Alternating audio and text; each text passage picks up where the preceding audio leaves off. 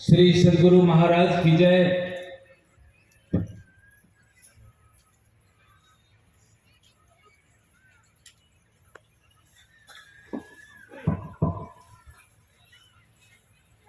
श्री सद्गुरु महाराज की जय। श्री सद्गुरु महाराज की जय। श्री सद्गुरु महाराज की जय।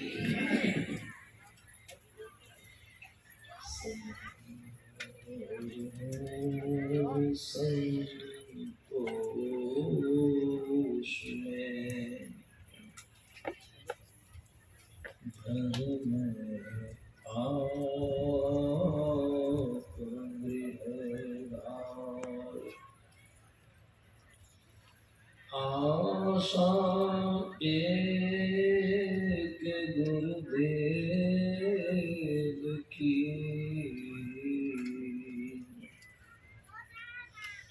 और चेत विचार बंदों गुरुपद कंज कृपा सिंधु नरो पर महामोतम कुंज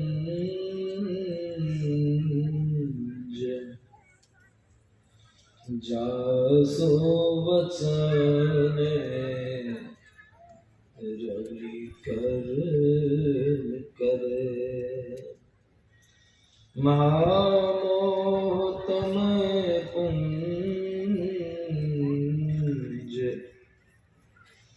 जासो वचन रवि करे।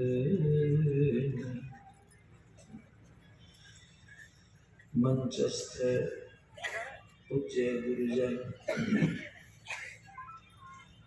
वंदनीय मुद मंगलमय साधु समाज धर्म प्रेमी सज्जन वृंद तथा माताओं एवं बहनों, हम लोग सब कोई गुरु महाराज की महती कृपा से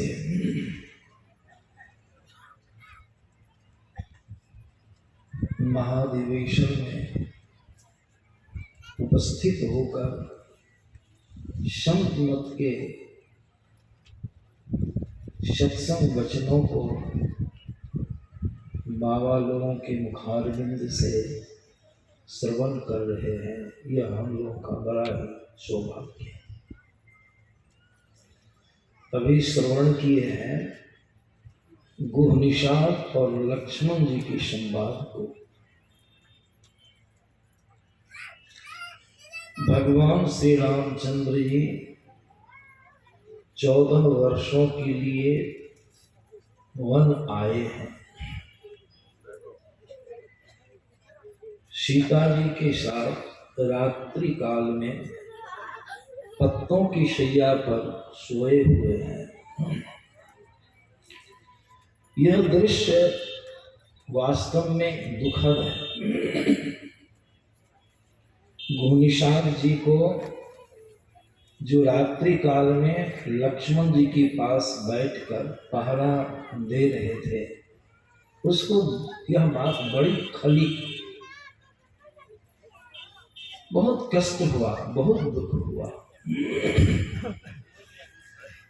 इसका कारण निषाद जी ने लक्ष्मण जी को कहा दुखी होकर के कि भैया लखन, माता कैकेयी के कारण ही ना आज आप समों को संकट झेलना पड़ रहा है, दुख भोगना पड़ रहा है। वह बड़ी पापिनी है, बड़ी दुष्टा है। जबकि लक्ष्मण जी भी दुख में शामिल हैं। इस बात से लक्ष्मण जी को प्रसन्नता होनी चाहिए, उनको समर्पण देना चाहिए कि निषाद बहुत ठीक कह रहे, लेकिन लक्ष्मण जी ने ऐसा कहा नहीं, उल्टे उन्होंने क्या कहा, बहुत प्रेम के साथ उनकी वाणी कैसी निकली, वहां बड़ा सुंदर वर्णन किया गया है। बोले लखन, क्या बोले, संत बोले नहीं, बोले लखन मधुर मृदुवाणी ज्ञान विराग भगत रस। सोचिए उसका उनका वचन कैसा निकला, ज्ञान विराग, जिसका मन संसार के पंच विषयों से, संसार की वस्तुओं से अलग हो जाए, इसको वैराग्य की भावना कहते हैं। भगति रस सानी, भक्ति रस में सनी हुई कोमल मधुर मृदुवाणी बोले।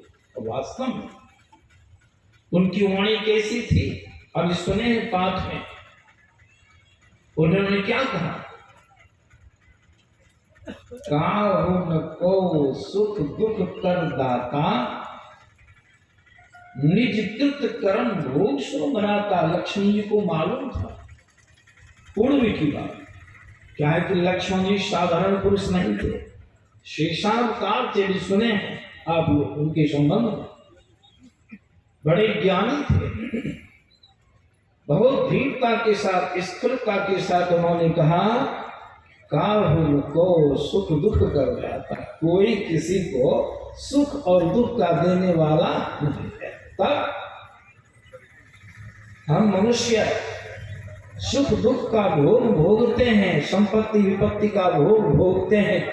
इसका कारण लक्ष्मण जी ने कहा, निज कृत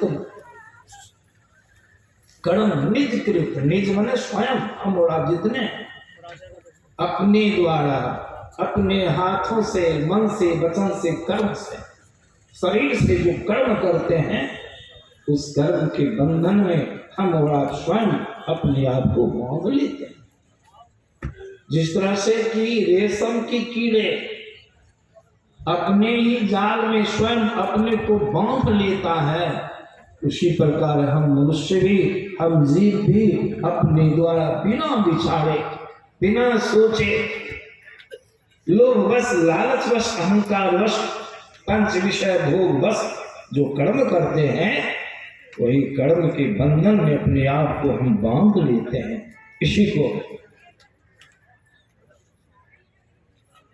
श्री सद्गुरु महाराज की जय, श्री सद्गुरु महाराज की जय, श्री सद्गुरु महाराज की जय, श्री सद्गुरु महाराज की जय, श्री सद्गुरु महाराज की जय, श्री सद्गुरु महाराज।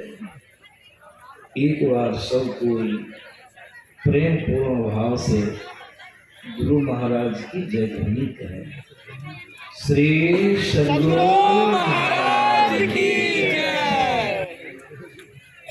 तो अभी आप सुन रहे थे कि लक्ष्मण जी ने निषाद राज को समझाया और गुरु महाराज की वाणी में सुना रहा था। विविध भौतिक कर्म जगत में जीवन घेर फंसाता है, बाबा देव कहे कह में ही सतगुरु गुरु ही बचाता है। तो उन्होंने कहा कि निजकृत कर्म भोग सुन भराता। अब यह जो अभी विषय है, जो जंगल में रामचंद्र जी भगवान आए हैं, इनका क्या कर्म है? सीता जी का हरण हुआ, रावण हर करके ले गया, अशोक वाटिका में रखा। सीता जी का क्या कर्म है? जो लक्ष्मण जी ने कहा निजकृत कर्म भोग सुन भराता, इन लोगों ने जो कर्म किया है उस कर्म का परिणाम है उस समय आ गया भोगने का। 3 तरह के कर्म बतलाए गए हैं। पहला कर्म है क्रियमान, जो अभी प्रत्यक्ष में हम और आप वर्तमान समय में जो कर्म कर रहे हैं, अभी सत्संग कर रहे हैं, यह क्रियमान कर्म है। जब से करना आरंभ किए हैं उतना समय अभी नहीं है, समय चला गया। समय के साथ ही कर्म भी हम लोगों का आगे बढ़ा। यह संचित होता है, जमा होता है, संग्रह होता है, इकट्ठा होकर कहाँ मन में इसका संस्कार बनता है। कर्म कर रहे हैं, सत्संग कर रहे हैं, यह जमा हो रहा है, उसको कहते हैं संचित कर्म। यह क्रियमान कर्म हो गया, और जो जमा हो रहा है, इकट्ठा हो रहा है, वह संचित कर्म।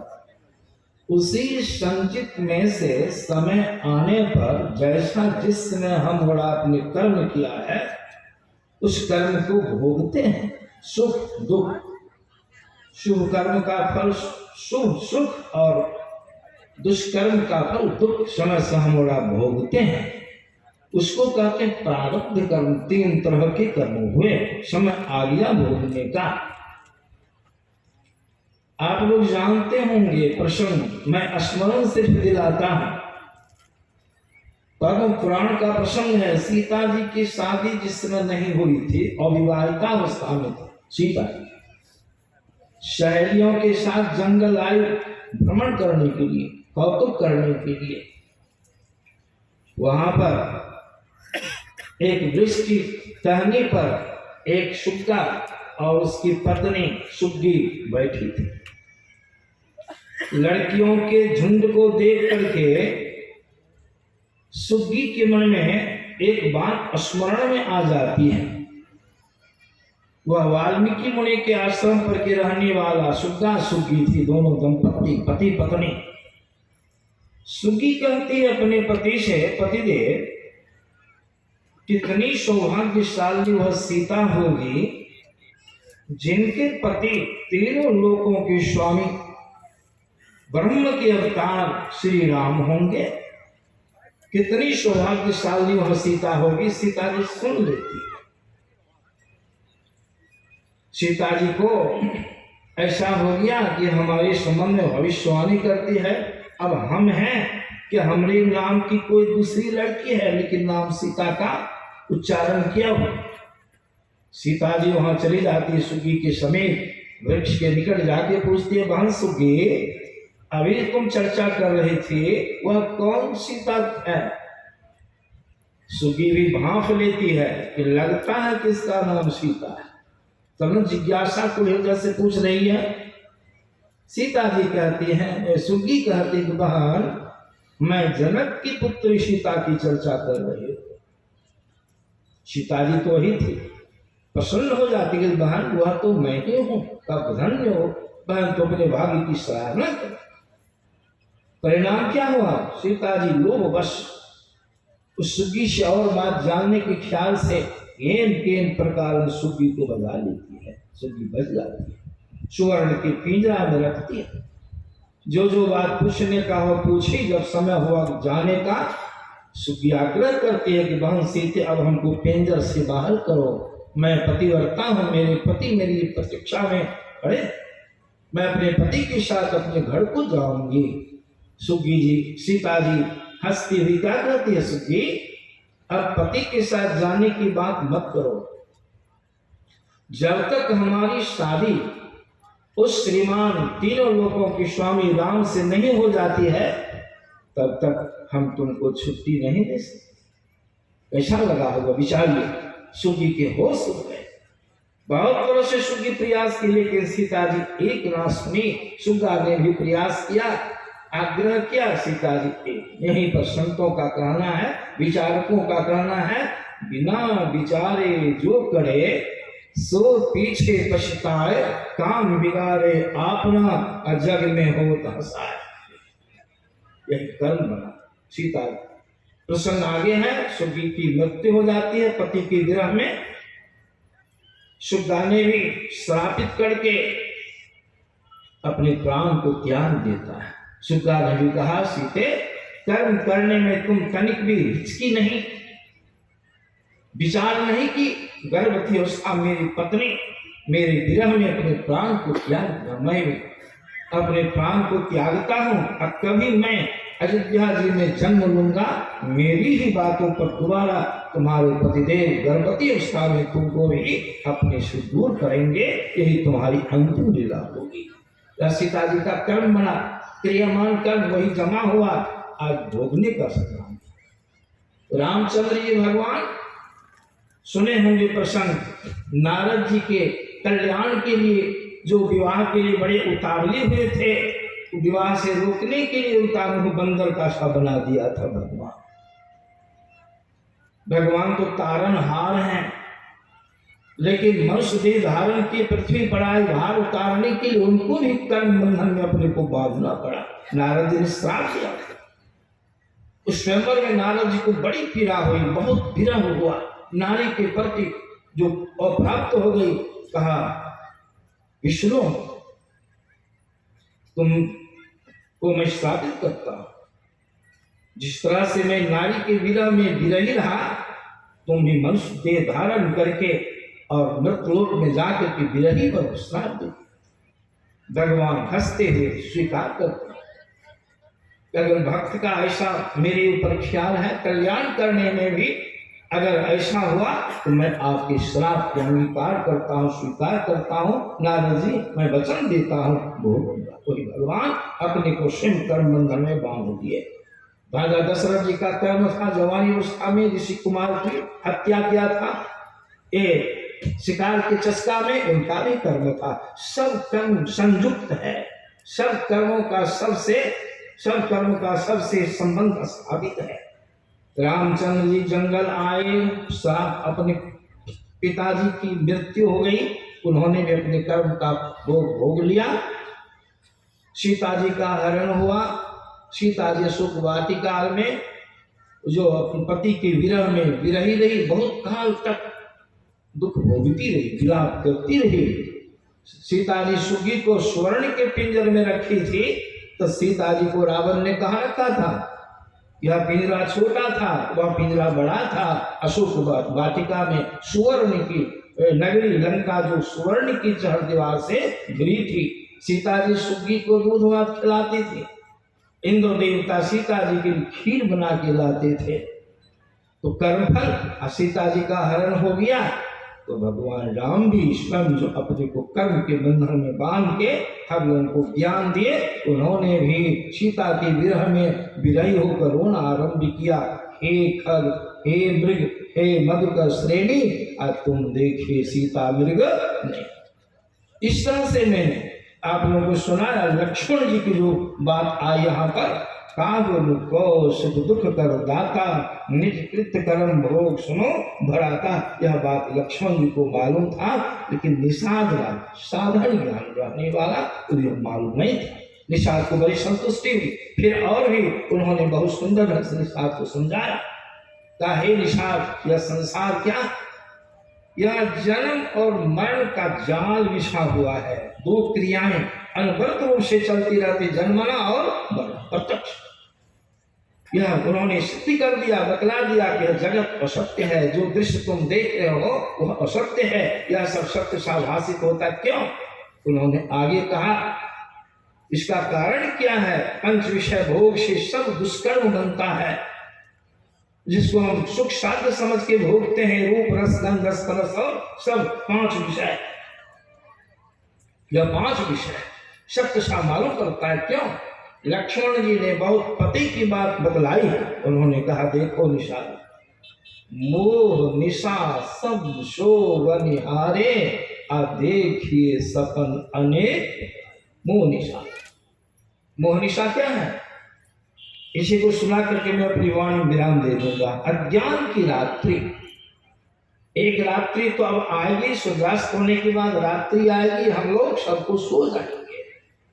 और एक रात्रि ऐसी है जो जैसे कहते बरहमसिया, हमारे यहाँ एक आम है बरहमसिया, वो 12 मास फलता है। उसी प्रकार यह जो अंधकार रात्रि आपके अंदर में, जिसको हमारे गुरुवार ने कहा, असार गार अंधार घट में जाते दुख अपार है, गुरु कृपा ते भेद लही तन तोरी दुख निवार। सब दुखों का कारण अंधकार। हमारे अंदर में। इसी को लक्ष्मी जी ने कहा, मोह निशा सब शोभ निहारे, देखिए सपन अनेक प्रकारे, यही जग जामिनी जागही जोगी, परमार्थी प्रपंच वियोगी, जानिए तब ही जीव जग जागा, जब सब विषय विलास विरागा। अंधकार में रहने के कारण यह जगत सत्य सा प्रतीत होता है, विषय में हम लिप्त हैं। संत महात्मा लोग कहते हैं, जो योग साधना के माध्यम से, दृष्टि योग क्रिया के माध्यम से अंदर के अंधकार को जो हटाता है, वहां प्रकाश आता है, ज्ञान होता है, पंच विषय का अस्तित्व समाप्त हो जाता है, उसको झलक जाता, पांच विषय हलाहल विषय है, तो विषय भोग उसका मन नहीं लगता है। कहाँ लगता है? हो ही विवेक मोह भ्रम भागा, तब रघुनाथ के चरण में, ईश्वर के चरण में उसका मन लग जाता है। निर्विषय तत्व परमात्मा की तरफ चलता है, ध्यान के माध्यम से कर्म मंडल को पार करता है, और जितने कर्म सब कर्मों को जलाता है। बाबा कबीर की वाणी में आया है, काया पैसी कर्म सब नाश है, जरा मरण के संशय गए, निरंकार निर्गुण विनाशी, तीन लोक में ज्योति। तो जो योग साधना अंदर में करता है वह जगता है, ब्रह्म की तरफ उसकी पूर्ति हो जाती है, उसका कल्याण होता है। इन्हीं शब्दों के साथ मैं अपनी वाणी में विराम देता हूँ। श्री सद्गुरु महाराज की जय।